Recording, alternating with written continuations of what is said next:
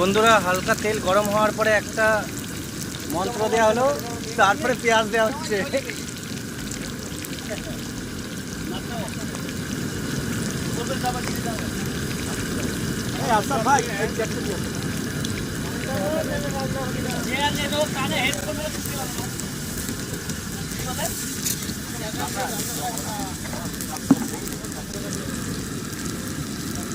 যতক্ষণ পর্যন্ত পেঁয়াজটা ভালো মতন ভাজা হচ্ছে না ততক্ষণ নাড়িয়ে চাড়িয়ে এই পাশ ওই পাশ করুন।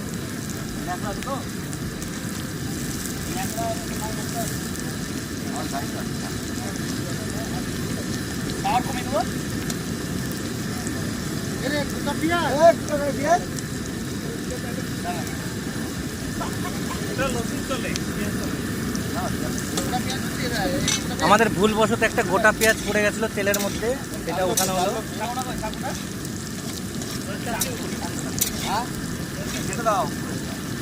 চোখে দেখাই দিল না পেঁয়াজ ছিল ভিতরে।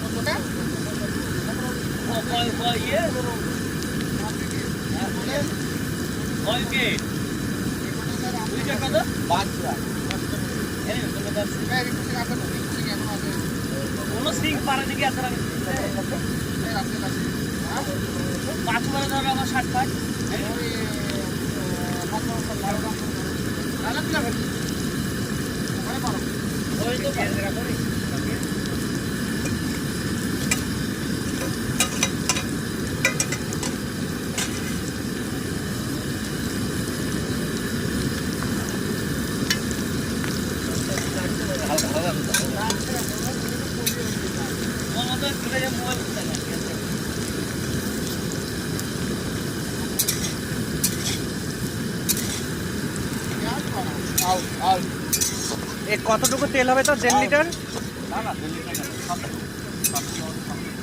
700। আর মাংস কতটুকু? 5 কিলো। 5 কিলো মাংস? 5 কিলো 5 কিলো মাংস আর 5.5 কিলো মাংসের মধ্যে আমরা 600 তেল দিলাম। কমিয়ে দাও ওটা নাকি? তেল তুলতে হবে না, হিটটা কমিয়ে দাও। অ্যাডজাস্ট করে দেবো, দেখো না ওই ইয়ে দিবে যে টমেটো দিবে না, চলে আসবে গ্রেভিটা দিতে হবে। টক দই যে মাংস মাখা থাকে আগে মাখিয়ে রাখতে হতো। লেবু আছে?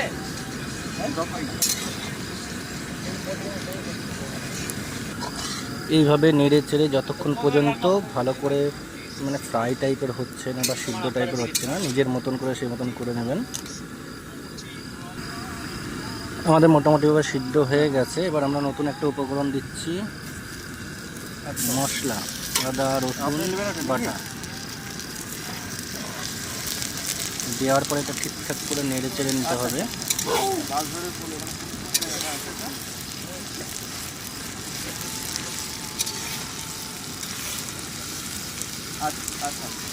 আচ্ছা ঠিক আছে, আমি কথা বলবো।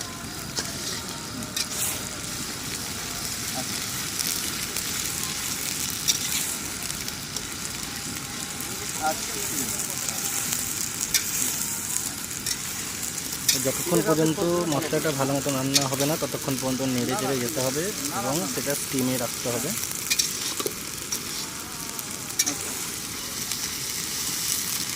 ইতিমধ্যে খুব একটা সুন্দর গন্ধ বেরোচ্ছে, সেন্ট।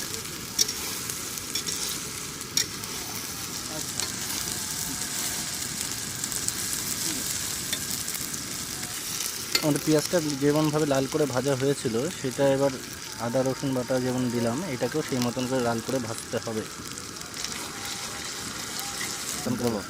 পেঁয়াজটাকে লাল করে ভাজবা, আর লেগে না যায় লাভতে হবে। আর তোমার মশলাটাকেও লাল করে ভাজতে হবে। দেখুন বন্ধুরা, কি সুন্দরভাবে মশলাটাকে নাড়াচাড়া হচ্ছে। কাঁচা লঙ্কা দেওয়া হলো। কিছু নিজের পরিমাণ মতন আপনারাও দিয়ে নেবেন। এটা আমাদের এই মাংসের পরিমাণ হিসেবে দেওয়া হয়েছে। এবার অন্যান্য উপকরণগুলো আমাদের কাছে রয়েছে, যেগুলো এটা রীতিমতন ভাজা হয়ে যাবে, তারপরে সেই উপকরণগুলোকে দেওয়া হবে।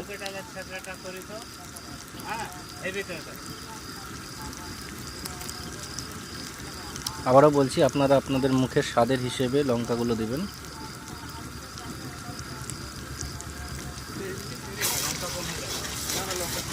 লঙ্কা দিয়ে দেবো যে আপনারা ক্লিয়ার দেখুন গুঁড়ো আছে।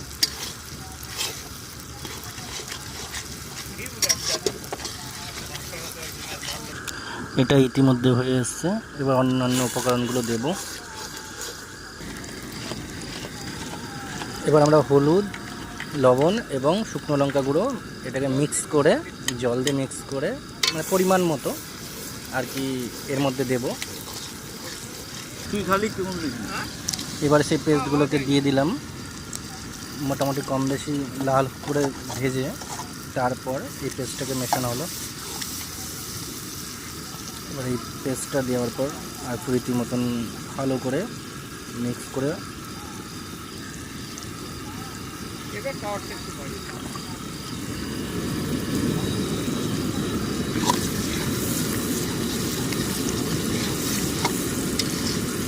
এখন আগের মশলার সাথে এই মশলাটা মিক্স করা হচ্ছে এবং এটা আরও ভালো করে লাল হবে। আর যতক্ষণ পর্যন্ত পেঁয়াজগুলো গলবে না ঠিকঠাক করে, ততক্ষণ কিন্তু এটাকে এইভাবেই নাড়াচাড়া করে রান্না করে যেতে হবে।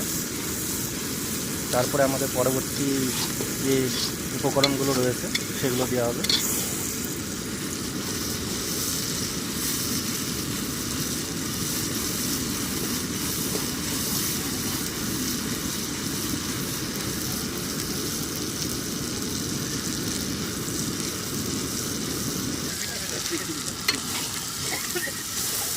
এখন রীতিমতো দেখা যাচ্ছে যে মশলাগুলো লাল লাল হয়ে এসছে এবং আমরা মাংসগুলোকে দিয়ে দিলাম। মোটামুটি কম করে এটা 5.5 কেজির মাংস, তো আপনারা আপনাদের মানে পরিমাণ মতন উপকরণগুলো আয়োজন করবেন।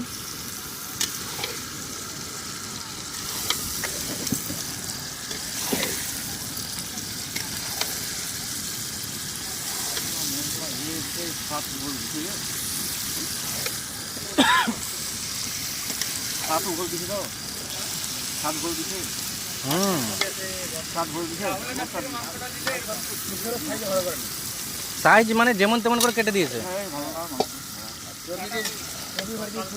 এটাকে ভালো করে মিক্স করে নিতে হবে মশলার সাথে এবং নাড়িয়ে চাড়িয়ে এটাকে কন্টিনিউ রাখতে হবে। ছেড়ে দিলে হবে না, কড়াইয়ের সাথে লেগে যাবে। তবে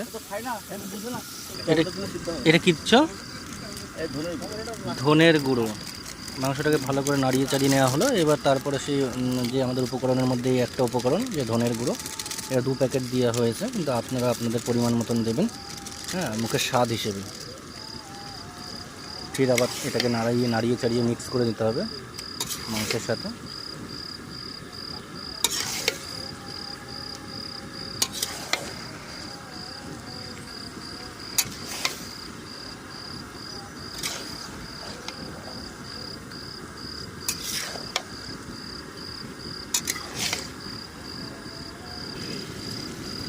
এবার আমরা হালকা পরিমাণে জল দেব, কারণ এবার এটাকে সিদ্ধ করার ব্যাপার রয়েছে। তো এর একটা লিড রয়েছে যেটা দিয়ে ঢেকে দেওয়া হবে, কারণ খাসির মাংস ঠিকমতো সিদ্ধ না হলে খেতেও ভালো টেস্ট লাগবে না। তো সেই কারণে আমরা এটাকে ঢেকে দেবো কিছুক্ষণের মধ্যে। একটু দেখুন ভালো করে এটা ঢেকে দেওয়া হলো। হ্যাঁ, এবার এটাকে মোটামুটি 5-10 মিনিট ঢেকে রাখা হবে। আমাদের ঢাকনাটা তুলে দেওয়া হয়েছে, মোটামুটি কম বেশি সিদ্ধ হয়েছে। এবার আমরা এর মধ্যে উপকরণ মেশানো হচ্ছে মিট মশলা। যথারীতি পরিমাণ মতন মিট মশলা দিতে হবে।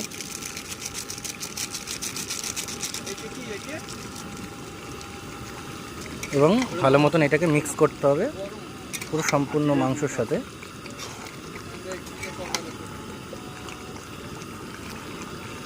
কিন্তু আপনার ওভেনের যে টেম্পারেচার সেটা মিডিয়াম রাখতে হবে, বেশি জোরে দিলেও চলবে না, কারণ বেশি জোরে দিলে সেটা তাড়াতাড়ি শুকনো স্টার্ট হবে এবং পুড়ে যাওয়ার সম্ভাবনা থাকবে মশলাগুলো।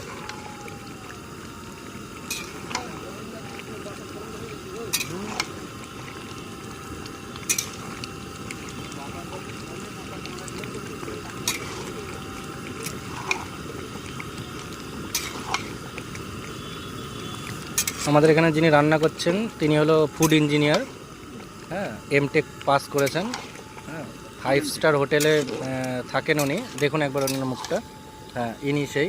এখানে আমাদের আশাকারী হ্যাঁ, আমরা রিকোয়েস্টে এখানে এসছে। অ্যাকচুয়াল ওনার কাছে সময়ের খুব কমই থাকে।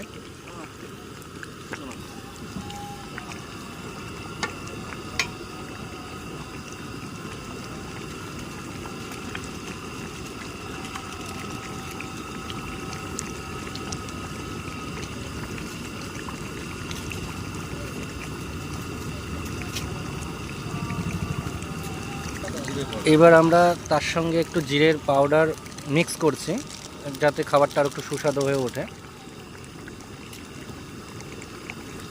তো কিন্তু পরিমাণ মতনই দিবেন, যা কিছু দেবেন, হ্যাঁ। এটাও সেই মাংসের পরিমাণ মতনই দেওয়া হয়েছে। এর আগেও আপনাদের বলেছি যে কতটুকু মাংস রয়েছে, মোটামুটি 5.5 কিলো মাংস। তার উপর ভিত্তি করে এটা পরিমাণ মতন দেওয়া হলো জিরের গুঁড়োটা।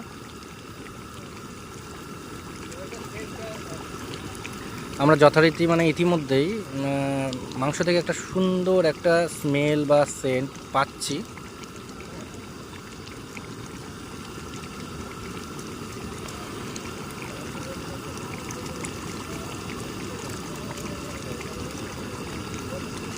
ওটাকে মিক্স করা হলো জিরের গুঁড়োটাকে। আপনারা ইতিমধ্যে দেখতে পাচ্ছেন গ্রেভিটা খুব সুন্দর তৈরি হয়েছে, হ্যাঁ।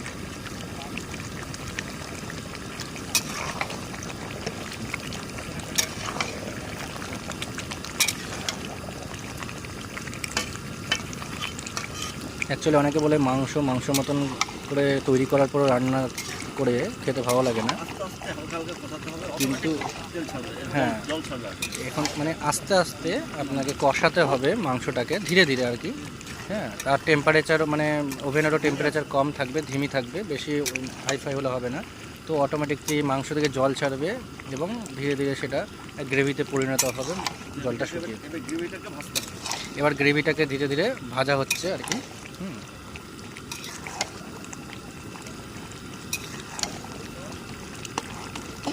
এইটা রান্নার মাধ্যমে যেই যখন বসানো হয়েছিল মাংসটাকে মানে সেদ্ধ করার জন্য ঢাকনা দিয়ে লিড দিয়ে ঢাকা হয়েছিল, সেই মাংস থেকে যে জলটা ছেড়েছিল সেইটাই কিন্তু এখনও পর্যন্ত এখানে একটা বিন্দু মাত্র জল মেশানো হয়নি। তো আপনারাও আশা করি মেশাবেন না, হ্যাঁ। যদি যারা গ্রেভি খেতে পছন্দও করেন তারা মেশাবেন, কিন্তু আদারওয়াইজ যারা মানে নর্মালি শুকনো শুকনো টাইপের বা গ্রেভি খেতে পছন্দ করেন না খুব একটা, তো ঠিক আছে তাদের জন্য জল না মেশানোটাই। আমরা এর মধ্যে এবার টমেটো অ্যাড করলাম, কারণ অনেকটাই মানে মোটামুটি সিদ্ধ হয়ে গেছে। তো এবার টমেটোটা দিলাম। এবার টমেটোটা এর মধ্যে দিয়ে নাড়াচাড়া করবো, কারণ টমেটোটাকেও সিদ্ধ করার ম্যাটার রয়েছে, যাতে যখন এটাকে পুরোপুরি নামাবো তো যাতে সম্পূর্ণ গলে যায় টমেটোটা মাংসের সাথে। হালকা পানি অ্যাড করা হলো, কারণ এর আগেও বলেছিলাম যে নিজেদের পরিমাণ মতন, যে গ্রেভি খেতে ইচ্ছুক সে গ্রেভির মতন করে রান্না করবে, ঝোল খেতে ইচ্ছা তারা ঝোলের মতন করে করবে। তো সেটা পরিমাণ মতন জল অ্যাড করা হলো, তারপরে রীতিমতন এটা ফুটানো হচ্ছে।